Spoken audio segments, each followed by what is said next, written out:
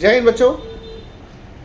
कल आप सभी का एनडीए 2 और सीडीएस 2 का एग्ज़ाम लगा हुआ है। सभी डिफेंस एस्पिरेंट को पाथफाइंडर डिफेंस एकेडमी की तरफ से बहुत बहुत शुभकामनाएं। ऑल द बेस्ट बच्चों, बेहतर करके आइएगा, अच्छा करके आइएगा और अपना बेस्ट दे करके आइएगा। कल के एग्ज़ामिनेशन को लेकर के मैं एक दो पॉइंट्स आपको बताना चाहता हूँ बेटा।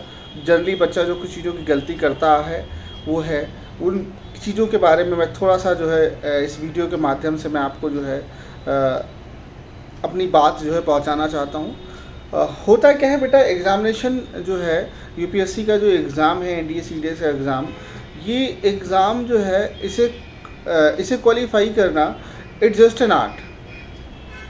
व्यक्ति उस आर्ट को एक बार पकड़ लेता है तो वो हमेशा कॉन्टिन्यूटी में सारे एग्ज़ाम्स को, उसके अपने जितने भी एग्ज़ाम्स होते हैं, चाहे एनडीए हो चाहे वो सीडीएस हो, वो सारे क्वालिफाई करता हुआ चला आता है बच्चा। जब तक बच्चा स्वयं नहीं चाहेगा तब तक बच्चा फेल नहीं होता है। तो हमें उस आर्ट को पहचानना है, उस आर्ट को जानना है। आर्ट क्या है, किस तरीके से हम एनडीए या सीडीएस जैसे एग्ज़ाम्स को जो हम क्लियर कर सकते हैं, क्रैक कर सकते हैं, फोड़ सकते हैं।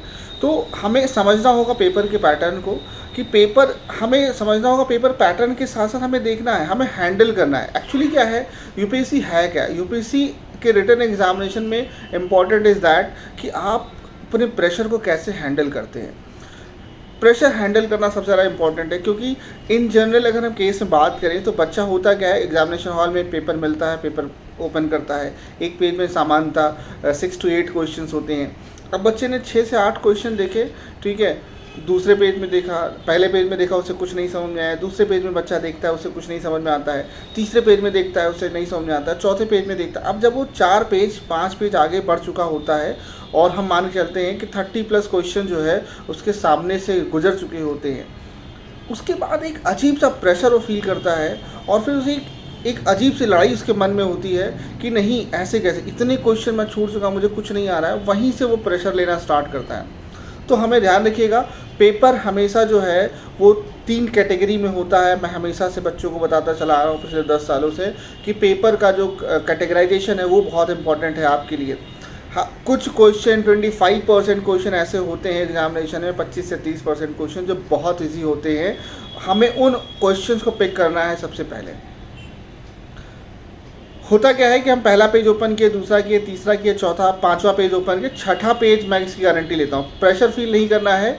6ठा पेज 6 पेज जो होगा, उसका जो पहला क्वेश्चन होगा बेटा, वो इतना आसान होगा, इतना आसान होगा कि जो आपका जो प्रेशर जो था, जो आपका कॉन्फिडेंस जो था, वो जो नीचे चला गया था, वो जो है एकदम जो पाताल लोक में था, वो अचानक से जो है उठ करके आसमान में पहुँच जाएगा। तो करना क्या है, हमें आइडेंटिफाई करना है उन क्वेश्चंस को जो बेसिक लेवल के हैं, जिसके हमें क्वेश्चन पढ़ने मात्र से ही उसके ऑप्शन देखने की ज़रूरत नहीं पड़ती और हमारे दिमाग में जो है वो क्वेश्चंस क्लिक कर जाते हैं। तो हमें उस चीज़ को आइडेंटिफाई करना बहुत इंपॉर्टेंट है बेटा।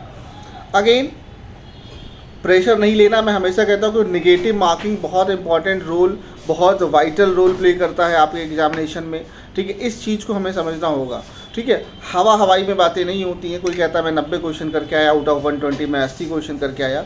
तो मैं ये कहना चाहता हूँ कि जो है 99% 90-80 क्वेश्चन अटैम्प्ट करने वाले बच्चों का सेक्शन नहीं होता है।